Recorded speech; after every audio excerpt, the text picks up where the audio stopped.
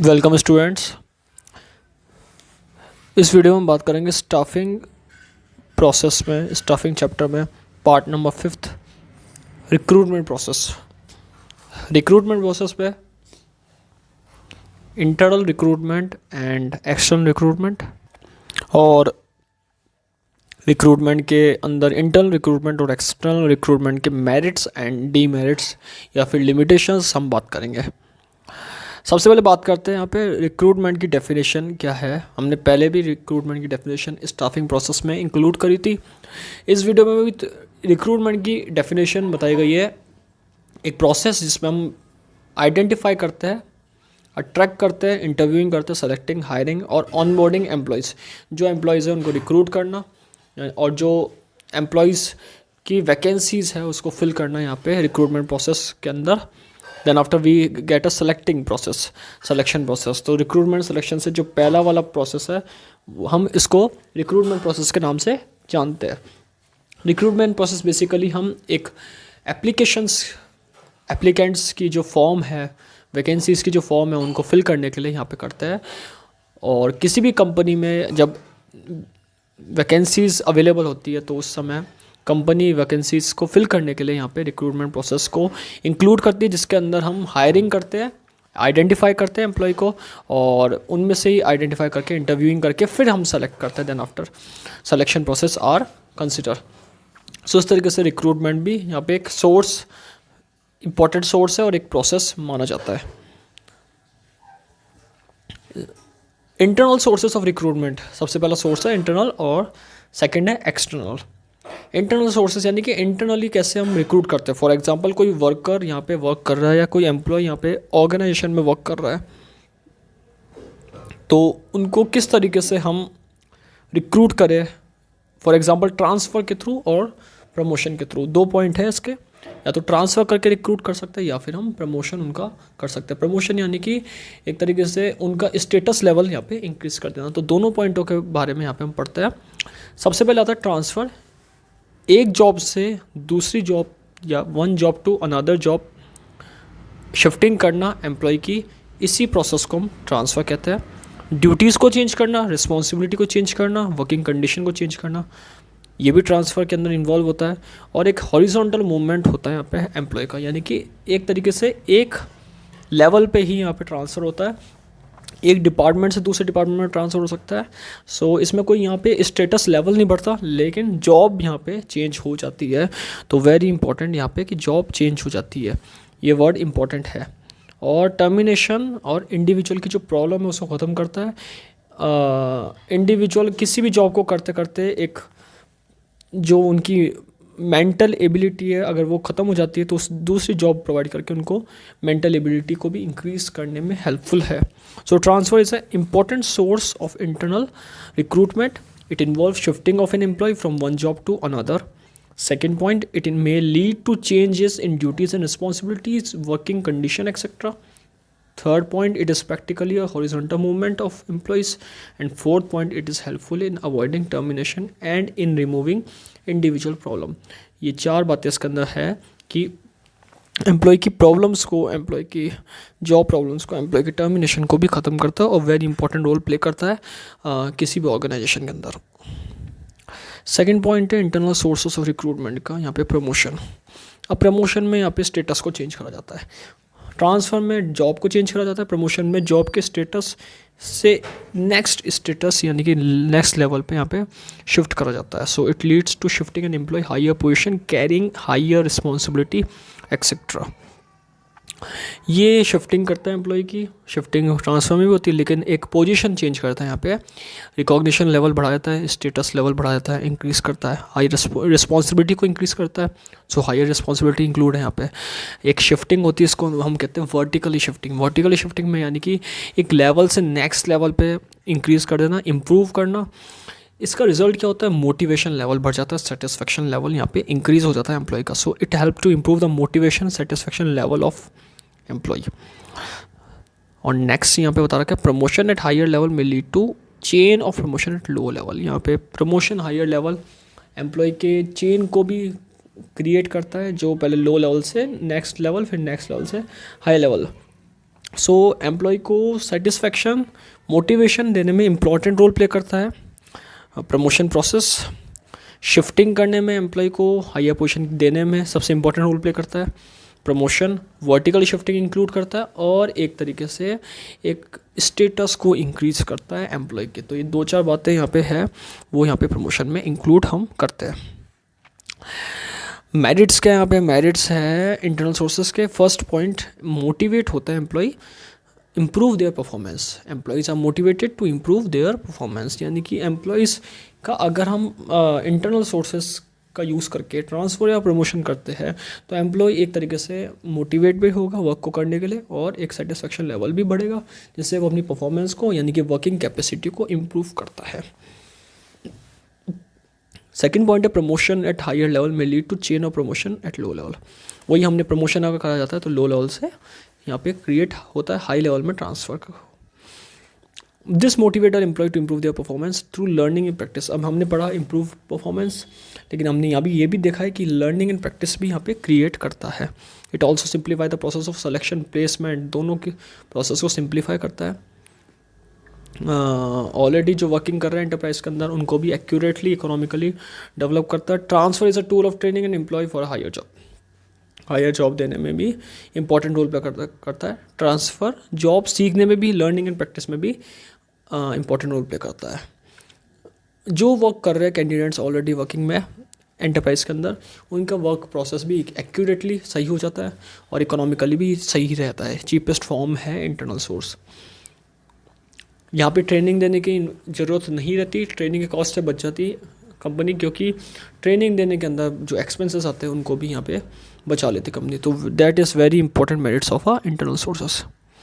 अगर तो कुछ लिमिटेशन की बात की जाए तो कुछ लिमिटेशन भी है कि इंटरनल प्रमोशन में फ्रेश टैलेंट खत्म होता है। फर्स्ट पॉइंट इसी को समझाता है कि when vacancies are filled through internal promotion the scope of fresh talent is reduce. नया टैलेंट नया ब्लड ऑर्गेनाइजेशन में नहीं आता, ऑर्गेनाइजेशन में वही पुराने एम्प्लॉयज़ एग्जिस्टिंग एम्प्लॉयज़ शिफ्ट होते हैं, तो ट्रांसफ़र होते हैं। तो that is a major limitation of internal sources की एक्सटर्नली पर्सन यहाँ पे इंक्लूड नहीं होता या इन्वॉल्व नहीं होता है। The spirit of competition among the employee may be hampered. Competition भी यहाँ पे ख़त्म हो जाता है, खतरे में पड़ जाता है, हैम्पर्ड हो जाता है। That's point. Frequent transfer of employees may ऑफर reduce productivity of the organisation. बार बार ट्रांसफ़र करने से एम्प्लॉय को टाइम लगता है प्रोडक्टिविटी इंक्रीज़ करने में, सो प्रोडक्टिविटी उस टाइम पे रिड्यूस हो जाती है। ये सबसे बड़ा एक लिमिटेशन माना गया है इंटरनल सोर्सेस का, कि ट्रांसफ़र करने से एम्प्लॉय की प्रोडक्टिविटी भी ख़त्म या फिर डिक्रीज़ हो जाती है, कैपेसिटी गिर जाती है। लास्ट पॉइंट है a new enterprise can not use internal sources of recruitment. नए एंटरप्राइज अगर इसको इंटरनल सोर्सेज को यूज़ करते हैं तो वहाँ पे ऑर्गेनाइजेशन का डेवलपमेंट नहीं हो पाता है। ये सबसे बड़ी इसकी लिमिटेशन मानी गई है। अब बात करते हैं हम एक्सटर्नल सोर्सेज की। यहाँ पे सबसे पहले आता है डायरेक्ट रिक्रूटमेंट, यानी कि नोटिस बोर्ड से ही का यूज़ करके या फिर अनस्किल्ड सेमी स्किल्ड जॉब का के प्रोसेस भी यूज़ करके डायरेक्ट रिक्रूट करना, डायरेक्ट यहाँ पे सेलेक्ट करना और वैकेंसी को फिल करना, ये एक्सटर्नल सोर्सेस है। Direct recruitment under this a notice is placed on a notice board. Notice board जो एंटरप्राइज के होते हैं उस पर नोटिस प्लेस करते हैं कि वैकेंसी अवेलेबल है, जॉब अवेलेबल है। फिर यहाँ पे वैकेंसीज को अनस्किल्ड और सेमी स्किल्ड के बेसिस पे बढ़ा जाता है। यहाँ पे कि अनस्किल्ड व्यक्ति है, एजुकेटेड है, नहीं है एजुकेटेड। अगर एजुकेटेड है तो जिस फील्ड में काम करने आया है उस फील्ड में एजुकेटेड नहीं है, सेमी स्किल्ड इसको इंक्लूड करता है।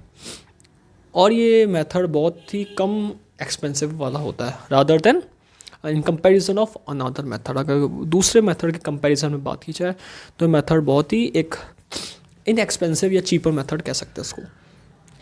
It is suitable for filling casual vacancy. Casual vacancy को फिल करने में इंपॉर्टेंट रोल प्ले करता है। कैजुअल मतलब जो वैकेंसीज है उनको फिल करने में इंपॉर्टेंट रोल प्ले करता है। नेक्स्ट पॉइंट है कैजुअल कॉलर्स। यहाँ पे डेटाबेस एप्लीकेंट्स को यहाँ पे फिल करता है। कैजुअल कॉलर्स कॉल के थ्रू या फिर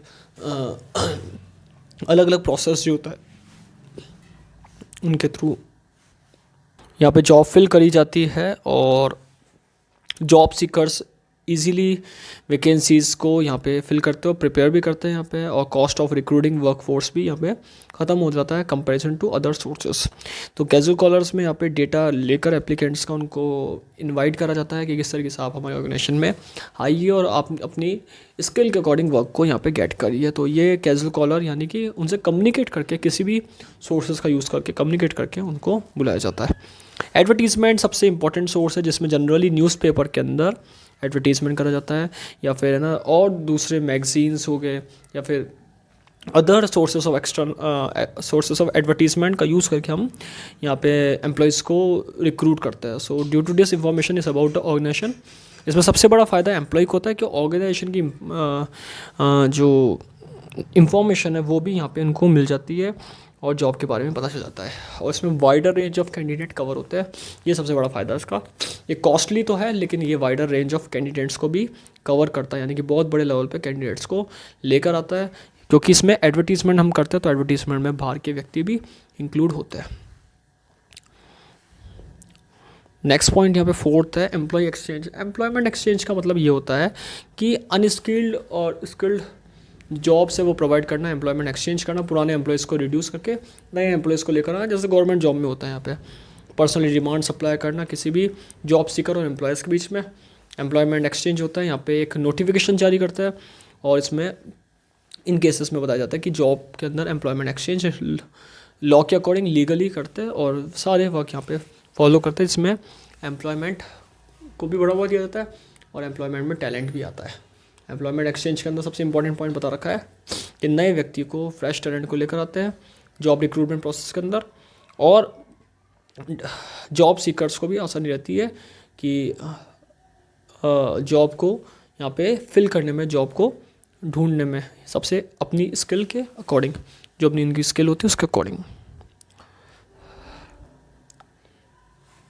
फिफ्थ है placement agency management consultant. Placement agencies यानी कि कई एजेंसी होती है जो जॉब दिलाने का काम करती है। मैनेजमेंट कंसल्टेंट जो कंसल्टेंसी देखते हैं, आपकी स्किल के अकॉर्डिंग आपको कंसल्टेंट करते हैं कि आपको यहाँ जॉब करनी चाहिए। तो ये एजेंसीज और मैनेजमेंट कंसल्टेंट्स ये भी नेशन वाइड सर्विस प्रोवाइड कराती है। ये उस सर्विस को प्रोवाइड कराने के चार्ज गेट करती है। जैसे आपको जॉब दी जाएगी तो उसके चार्ज गेट करेगी, और इसके अंदर रिक्रूट करने का भी ये काम करती है टेक्निकली और professionally. They specialised in top and middle level placement. ये बड़े लेवल पे जॉब दिलाने में और मिडिल लेवल पे जॉब दिलाने में एक इम्पॉर्टेंट रोल यहाँ पे प्ले करती है।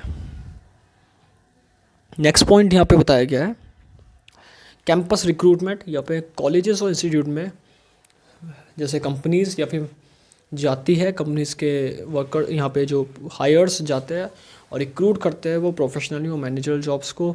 जैसे बड़ी बड़ी जो ऑर्गेनाइजेशंस होती है उनका लिंक होता है यूनिवर्सिटीज़ के साथ, मैनेजमेंट इंस्टीट्यूट के साथ, जो रिक्रूट करती है क्वालिफाइड पर्सन को अलग अलग जॉब के लिए। So that is a very famous और popular recruitment source of jobs, की जॉब को रिक्रूटमेंट करने में सबसे इम्पोर्टेंट रोल यहाँ पे प्ले करती है। रिकमेंडेशन ऑफ एम्प्लॉय में यहाँ पे रिकमेंड करा जाता है, एप्लीकेंट्स अपनी एप्लीकेशन को इंट्रोड्यूस करता है एम्प्लॉयर को, और तो उसके थ्रू है ना यहाँ पे उनको बुलाया जाता है। फॉर एग्जांपल किसी एक है ना रेफ़र करना, यहाँ पे किसी के रेफरेंस से जाना, that is a recommendation of employee. जैसे किसी इनफॉर्मल सेक्टर में ज़्यादा होता है ये कि फ्रेंड्स और रिलेटिव्स को एक तरीके से जॉब्स बताना, गुड सोर्स ऑफ रिक्रूटमेंट करना। प्रीलिमिनरी स्क्रीनिंग भी यहाँ पे हो जाती है, यानी कि पहले से ही पता लगा लेते हैं, पहले से अजम्पशन लगा लेते हैं कि ये लोग, इस तरीके से इवेल्यूएट करना कि ये लोग है ना सिलेक्शन के लायक है या नहीं है, और उसके हिसाब से जॉब यहाँ पे प्रोवाइड की जाती है कंपनी के द्वारा। तो प्रीलिमिनरी स्क्रीनिंग भी यहाँ पे हो जाती है कंपनी के थ्रू। नेक्स्ट पॉइंट यहाँ पे बताया गया है लेबर कॉन्ट्रैक्टर्स।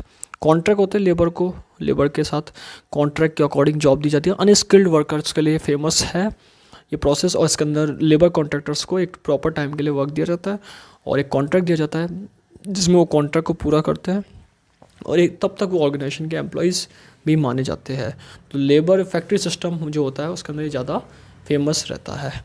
वेब पब्लिशिंग में बता रखा है कि वेब डिज़ाइन के अंदर वेब डिज़ाइन करना, जैसे naukri.com, jobstreet.com, इन साइट्स पे यहाँ पे वेब डिज़ाइन करी जाती है। वेबसाइट पे जॉब डिज़ाइन होती है, इन पे जॉब एम्प्लॉय की सर्च के लिए अपने नोटिफिकेशन डालते हैं, और एम्प्लॉय की सर्च में नोटिफिकेशन अपना यहाँ पे डालते हैं। तो एक मीडिएटर का काम नेगोशिएशन रोल प्ले करता है, नेगोशिएटर का काम करता है, जो मीडिएटर बन के वेब पब्लिशिंग का प्रोसेस यूज़ करके एम्प्लॉय को गेट कर सकता है, और एम्प्लॉय अपनी मनपसंद यहाँ पे जॉब गेट कर सकता है।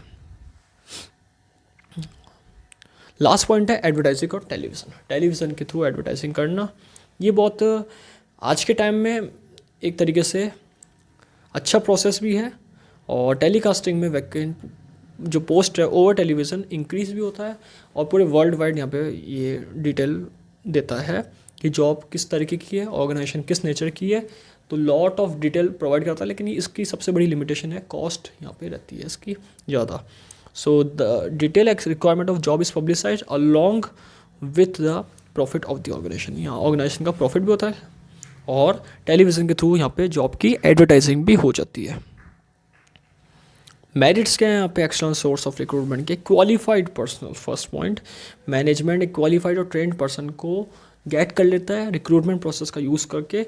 ये सबसे बड़ा इंपॉर्टेंट रोल है एक्सटर्नल रिक्रूटमेंट के अंदर। चॉइस अच्छी मिल जाती है इंटरनल से ज़्यादा, एक्सटर्नल में चॉइस अच्छी मिलती है, इंटरनल में ट्रांसफ़र प्रमोशन करते हैं, चॉइस लिमिटेड होती है। लेकिन यहाँ पे अगर बात की जाए जैसे एडवर्टाइज़ करा गया मैनेजमेंट के थ्रू, तो यहाँ पे एम्प्लॉयमेंट के अंदर वाइडर चॉइस मिलती है, नया टैलेंट आता है, fresh talent, wider choice, bring new blood in the organisation, और it cover in a company external sources जो एग्जिस्टिंग स्टाफ होता है उनके साथ भी कंपटीशन यहाँ पे बढ़ जाता है। तो मेरिट्स इसके अच्छे बता रखे कि क्वालिफाइड पर्सनल अवेलेबल होते हैं, वाइडर चॉइस रहती है, चॉइस अच्छी रहती है, फ्रेश टैलेंट मिलता है, और कॉम्पिटिटिव स्पिरिट भी यहाँ पे अवेलेबल होता है। अगर इसकी कुछ देखा जाए तो इसकी कुछ लिमिटेशंस भी है, जैसे डिससेटिस्फैक्शन अमॉन्ग एग्जिस्टिंग स्टाफ। पुराने स्टाफ होता है वो हमेशा, ये बात हर जगह होती है कि नए स्टाफ आता है तो डिससेटिस्फैक्शन आता है, उनको डर रहता है कि किस तरीके से हमारी जॉब यहाँ पे ख़त्म नहीं हो जाए। सो डिससेटिस्फैक्शन लीड करता है एग्जिस्टिंग स्टाफ के अंदर, because they may feel that their chances of promotion are reduce, उनका चांस जो है प्रमोशन का वो ख़त्म हो जाएगा, नया टैलेंट आ जाएगा, उनकी जॉब खतरे में बढ़ जाएगी। डैट इस process external sources internal sources के थ्रू इन कंपैरिजन यहाँ पे लेंदी प्रोसेस है, क्योंकि इंटरनल सोर्सेज में ट्रांसफ़र प्रमोशन इंटरनली होता है, एक्सटर्नल सोर्सेज में अगर हम रिक्रूटमेंट प्रोसेस करें तो वहाँ पे एक लंबा प्रोसेस होता है, पहले जॉब के बारे में बताना, फिर जॉब अवेलेबल करना, फिर इंटरव्यू लेना, फिर etcetera. So they notify long time in a business and vacancies wait for applications. Costly process भी बहुत ज़्यादा है, यहाँ पे खर्चा बहुत ज़्यादा आता है, लॉट ऑफ मनी इंक्लूड होता है एडवर्टाइजिंग के अंदर। सो ये बातें इसके अंदर इंक्लूडेड है। तो इस वीडियो में बात करी हमने sources of recruitment, internal external और रिक्रूटमेंट के बारे में। Thank you.